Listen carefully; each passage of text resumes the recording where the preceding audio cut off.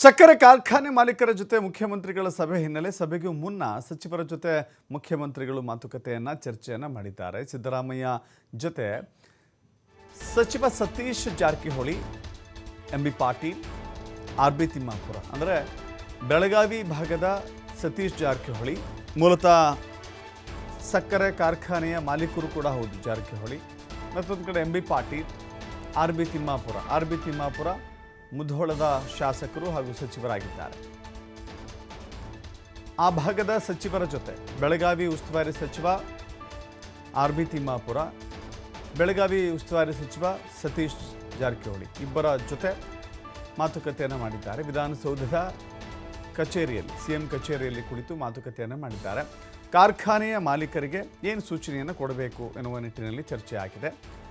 FRP ದರದ ಬಗ್ಗೆ ಏನು ಹೇಳಬೇಕು, ರೈತರಿಗೆ ಹೇಗೆಲ್ಲ ಸಮಜಾಯಿಸಿ ಕೊಡಬೇಕಾಗತ್ತೆ, ರೈತರಿಗೆ ಅನುಕೂಲವಾಗುವಂತೆ ಏನೆಲ್ಲ ನಿರ್ಧಾರವನ್ನು ತೆಗೆದುಕೊಳ್ಳಬಹುದು, ಈ ಬಗ್ಗೆ ಮುಖ್ಯಮಂತ್ರಿಗಳು ಆ ಭಾಗದ ಸಚಿವರಿಂದ ಕೆಲವು ಸಲಹೆ ಸೂಚನೆಗಳನ್ನು ಪಡೆದುಕೊಂಡಿದ್ದಾರೆ. ಈ ಸಮಸ್ಯೆ ಕೇವಲ ಈ ವರ್ಷ ಮಾತ್ರ ಇದೆ ಅಂತ ಹೇಳೋಕ್ಕಾಗೋದಿಲ್ಲ. ಪ್ರತಿ ವರ್ಷವೂ ಕೂಡ ಇಂಥದ್ದೊಂದು ಸಮಸ್ಯೆ ಯಾವಾಗಲೂ ಕೂಡ ಎದುರಾಗುತ್ತೆ. ಇಲ್ಲಿ ಎರಡೂ ಕಡೆಯ ಸಮತೋಲನವನ್ನು ನೋಡ್ಕೊಳ್ಬೇಕಾಗತ್ತೆ. ಒಂದು ಕಡೆ ಸಕ್ಕರೆ ಕಾರ್ಖಾನೆಯ ಮಾಲೀಕರಿಗೆ ನಷ್ಟ ಆಗದಂತೆ ತಡೆದುಕೊಳ್ಳಬೇಕಾಗತ್ತೆ. ಅದರ ಜೊತೆಗೆ ರೈತರಿಗೂ ಕೂಡ ಅನ್ಯಾಯವಾಗದಂತೆ, ರೈತರಿಗೂ ಕೂಡ ಮೋಸವಾಗದಂತೆ ನೋಡಿಕೊಳ್ಳಬೇಕಾದಂಥ ಜವಾಬ್ದಾರಿ ಸರ್ಕಾರದ ಮೇಲಿದೆ. ಹೀಗಾಗಿ ಯಾವ ಸಮಯೋಚಿತ ನಿರ್ಧಾರವನ್ನು ತೆಗೆದುಕೊಳ್ಳಬೇಕು, ರೈತರಿಗೆ ಅನ್ಯಾಯವಾಗದಂತೆ ಹೇಗೆ ಇದನ್ನು ನಿಭಾಯಿಸಬೇಕು ಅಂತ ಹೇಳಿ ಬಾಗಲಕೋಟೆ ಮತ್ತು ಬೆಳಗಾವಿಯ ಉಸ್ತುವಾರಿ ಸಚಿವರಿದ್ದಾರೆ. ಜೊತೆಗೆ ವಿಜಯಪುರದ ಉಸ್ತುವಾರಿ ಸಚಿವರು ಕೂಡ ಇದ್ದಾರೆ. 3 ಜಿಲ್ಲೆಯ ಉಸ್ತುವಾರಿ ಸಚಿವರ ಜೊತೆ ಕುಳಿತುಕೊಂಡು ಮಾತುಕತೆಯನ್ನು ಮಾಡ್ತಾ ಇದ್ದಾರೆ. ಅದರ ಜೊತೆಗೆ ಈಗ ಬೆಳಗ್ಗೆ ಅಷ್ಟೇ ಅಧಿಕಾರಿಗಳ ಜೊತೆ ಚರ್ಚೆಯನ್ನು ಕೂಡ ಮಾಡಿದ್ದಾರೆ. ಹಿರಿಯ ಅಧಿಕಾರಿಗಳ ಜೊತೆ ಚರ್ಚೆ ಮಾಡಿ ಸರ್ಕಾರ ಈ ವಿಷಯದಲ್ಲಿ, ರೈತರ ಹೋರಾಟದ ವಿಷಯದಲ್ಲಿ ಯಾವ ಹೆಜ್ಜೆಯನ್ನಿಟ್ಟರೆ ಸೂಕ್ತವಾಗತ್ತೆ ಅಂತ. ಯಾವಾಗಲೂ ಕೂಡ ರೈತರನ್ನು ಎದುರು ಹಾಕಿಕೊಂಡಿರುವಂಥ ಸರ್ಕಾರ ಇತಿಹಾಸದಲ್ಲಿ ಉಳಿದಿರುವಂಥ ನಿದರ್ಶನ ಇಲ್ಲ. ರೈತರ ಹೋರಾಟವನ್ನು ಹತ್ತಿಕ್ಕಿ ನಾನು ಸರ್ಕಾರವನ್ನು ಚಲಾಯಿಸ್ತೇನೆ ಎನ್ನುವ ಧೈರ್ಯವಂತಿಕೆ, ಎದೆಗಾರಿಕೆ ಯಾವ ಸರ್ಕಾರಕ್ಕೂ ಇಲ್ಲಿವರೆಗೂ ಬರಲಿಕ್ಕೆ ಸಾಧ್ಯವೇ ಇಲ್ಲ. ಸಿದ್ದರಾಮಯ್ಯ ನೇತೃತ್ವದ ಈ ಸರ್ಕಾರವೂ ಕೂಡ ರೈತರ ಇಷ್ಟೊಂದು ದೊಡ್ಡ ಪ್ರವಾಹದ ರೀತಿಯಲ್ಲಿ ಹೋರಾಟ ಬರ್ತಾ ಇದೆಯಲ್ಲ, ಇದನ್ನು ನಿರ್ಲಕ್ಷ್ಯ ಮಾಡಿದ್ರೆ ಖಂಡಿತವಾಗೂ ಕೂಡ ರೈತರು ನಿಮ್ಮನ್ನು ನಿರ್ಲಕ್ಷ್ಯ ಮಾಡ್ತಾರೆ. ಹೀಗಾಗಿ ಮುಖ್ಯಮಂತ್ರಿಗಳು ಕೂಡ ಒಂದು ಸಮಯೋಚಿತ ನಿರ್ಧಾರವನ್ನು ತೆಗೆದುಕೊಳ್ಳುವ ನಿಟ್ಟಿನಲ್ಲಿ ಇವತ್ತು ಸಭೆ ನಡೆಸಿದ್ದಾರೆ. ಈ ಸಭೆ ನಡೆಸಿದ ನಂತರದಲ್ಲಿ ಈ 3 ಜಿಲ್ಲಾ ಉಸ್ತುವಾರಿ ಸಚಿವರ ಸಭೆ ಬಳಿಕ ರೈತ ಮುಖಂಡರ ಜೊತೆ ಚರ್ಚೆ ಮಾಡ್ತಾರೆ. ಚರ್ಚೆ ಮಾಡಿ ಯಾವ ನಿರ್ಧಾರವನ್ನು ಪ್ರಕಟಿಸ್ತಾರೆ ಅಂತ ನೋಡಬೇಕಾಗಿದೆ. ಯಾಕಂತ ಹೇಳಿದ್ರೆ ರೈತರ ಬಿಗಿಪಟ್ಟು ಭಾಳ ಸ್ಪಷ್ಟವಾಗಿದೆ. 3,500 ರೂಪಾಯಿ ಬೇಕು. ಈಗ ಆಲ್ರೆಡಿ 3,200 ರೂಪಾಯಿಗೆ ಸರ್ಕಾರ ತೀರ್ಮಾನ ಮಾಡಿತ್ತು. ಬಟ್ 3,500 ಅಂತ ಹೇಳಿ ರೈತರು ಬಿಗಿಪಟ್ಟು ಹಿಡಿದಿದ್ದಾರೆ. ಸರ್ಕಾರ ಇಲ್ಲಿಯವರೆಗೂ ಕೂಡ ಹಠಮಾರಿ ಧೋರಣೆಯನ್ನು ಅನುಸರಿಸಿತ್ತು. ಈಗ ಸದ್ಯಕ್ಕೆ ಇವತ್ತು ಒಂದು ಕ್ರೂಷಿಯಲ್ ಹಂತಕ್ಕೆ ಬಂದು ತಲುಪಿದೆ. ಈಗ ಸರ್ಕಾರ ಯಾವ ನಿರ್ಧಾರವನ್ನು ತೆಗೆದುಕೊಳ್ಳುತ್ತೆ ಅನ್ನೋದನ್ನು ಕಾದು ನೋಡಬೇಕಾಗಿದೆ. ಮತ್ತಷ್ಟು ಮಾಹಿತಿ ನಮ್ಮ ಪ್ರತಿನಿಧಿ ಶಿವಕುಮಾರ್ ನೀಡ್ತಾರೆ. ನೇರ ಸಂಪರ್ಕದಲ್ಲಿ ಜಾಯ್ನ್ ಆಗಿದ್ದಾರೆ. ಶಿವಕುಮಾರ್, ಗಮನಿಸ್ತಾ ಇದ್ದೀವಿ, ಸರ್ಕಾರ ಈಗ ಅಡಕತ್ತರೆಯಲ್ಲಿ ಸಿಲುಕಿಕೊಂಡಂತೆ ಕಾಣಿಸ್ತಾ ಇದೆ. ಸರ್ಕಾರ ರೈತರ ಪರವಾಗಿ ನಿರ್ಧಾರವನ್ನು ಘೋಷಣೆ ಮಾಡದ ಹೊರತು ಬೇರೆ ದಾರಿ ಅಥವಾ ಬೇರೆ ಮಾರ್ಗ ಕಾಣಿಸ್ತಾ ಇಲ್ಲ. ಸರ್ಕಾರ ಹೇಗೆ ಸಮತೋಲನವನ್ನು ಕಾಪಾಡುತ್ತೆ, ಏನೆಲ್ಲ ಸಲಹೆ ಸೂಚನೆಗಳು ಸಿಗ್ತಾ ಇದೆ ಮುಖ್ಯಮಂತ್ರಿಗಳಿಗೆ? ದಶರಥ್, ಈಗಾಗಲೇ ಬೆಳಗಾವಿಯಲ್ಲಿ ಸಾವಿರಾರು ರೈತರು ಪ್ರತಿಭಟನೆಯನ್ನ ಮಾಡ್ತಾ ಇದ್ದಾರೆ. ಕಬ್ಬು ಬೆಳೆಗಾರರು ಪ್ರತಿಭಟನೆಯನ್ನ ಮಾಡ್ತಾ ಇದ್ದಾರೆ. ಇವತ್ತು 9ನೇ ದಿನಕ್ಕೆ ಕಾಲಿಟ್ಟಿದೆ.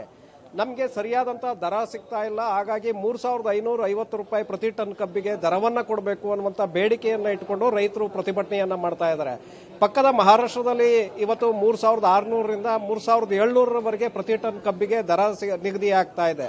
ಆದರೆ ರಾಜ್ಯದಲ್ಲಿ ಯಾಕೆ ಸಿಗ್ತಾ ಇಲ್ಲ ಅನ್ನುವಂತಹ ಆರೋಪ ಇವತ್ತು ರೈತರು ಮಾಡ್ತಾ ಇದ್ದಾರೆ. ರೈತರು ಮಾಡ್ತಾ ಇರುವಂತಹ ಸಮಸ್ಯೆಗಳೇನಿದೆ, ಬೇಡಿಕೆ ಏನಿದೆ, ಅದು ಕೂಡ ಸರಿಯಾಗೇ ಇದೆ. ಯಾಕೆಂದ್ರೆ ಖರ್ಚು ವೆಚ್ಚಗಳು ಸಾಕಷ್ಟಿದೆ. ರೈತರು ಬೆಳೆದಂತಹ ಕಬ್ಬಿಗೆ ಇವತ್ತು ಸರಿಯಾದಂತಹ ಬೆಲೆ ಸಿಗ್ತಾ ಇಲ್ಲ. ಇವತ್ತು ಸಾಲವನ್ನ ಮಾಡಿ ರೈತರು ಸಂಕಷ್ಟದಲ್ಲಿ ಸಿಲುಕಿದ್ದಾರೆ. ಇಂಥ ಸಂದರ್ಭದಲ್ಲಿ ಸರ್ಕಾರ ಮಧ್ಯಪ್ರವೇಶವನ್ನು ಮಾಡಬೇಕಾಗತ್ತೆ. ಯಾಕೆಂದ್ರೆ ಇಲ್ಲಿ ಸರ್ಕಾರ ದರವನ್ನ ನಿಗದಿ ಮಾಡಬಹುದು ಅಷ್ಟೇ, ಕೇಂದ್ರ ಸರ್ಕಾರ. ಆದರೆ ಇಲ್ಲಿ ಸರ್ಕಾರವೇ ದರವನ್ನ ಕೊಡೋದಕ್ಕೆ ಸಾಧ್ಯ ಇಲ್ಲ. ಸಕ್ಕರೆ ಕಾರ್ಖಾನೆಗಳು ಆ ದರವನ್ನ ಕೊಡಬೇಕಾಗತ್ತೆ. ನಿಗದಿಯಾದಂತಹ ದರವನ್ನ ಕೊಟ್ಟು ರೈತರಿಂದ ಕಬ್ಬನ್ನ ಪರ್ಚೇಸ್ ಮಾಡಬೇಕಾಗತ್ತೆ. ಹಾಗಾಗಿ ಈ ಗೊಂದಲಗಳು ಶುರುವಾಗ್ತಾ ಇದೆ.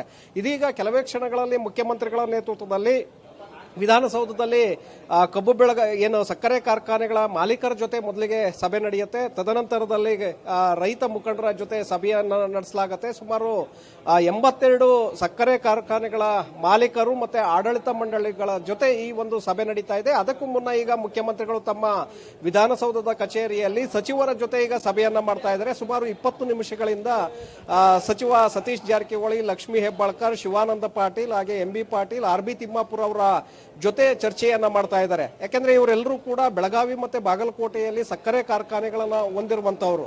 ಸೊ ಅಲ್ಲಿ ಕಾರ್ಖಾನೆಗಳಿಂದ ಆಗ್ತಾ ಇರುವಂತ ಪ್ರಮಾದ ಏನು, ಮತ್ತೆ ಕಾರ್ಖಾನೆಗಳು ಯಾಕೆ ಬೆಲೆಯನ್ನ ಕೊಡೋದಕ್ಕೆ ಸಾಧ್ಯ ಆಗ್ತಾ ಇಲ್ಲ, ಈ ವಿಚಾರಗಳನ್ನ ಮುಂದಿಟ್ಕೊಂಡು ಈಗ ಸಚಿವರಿಂದ ಸಲಹೆಗಳನ್ನ ಪಡ್ಕೊಳ್ತಾ ಇದ್ದಾರೆ.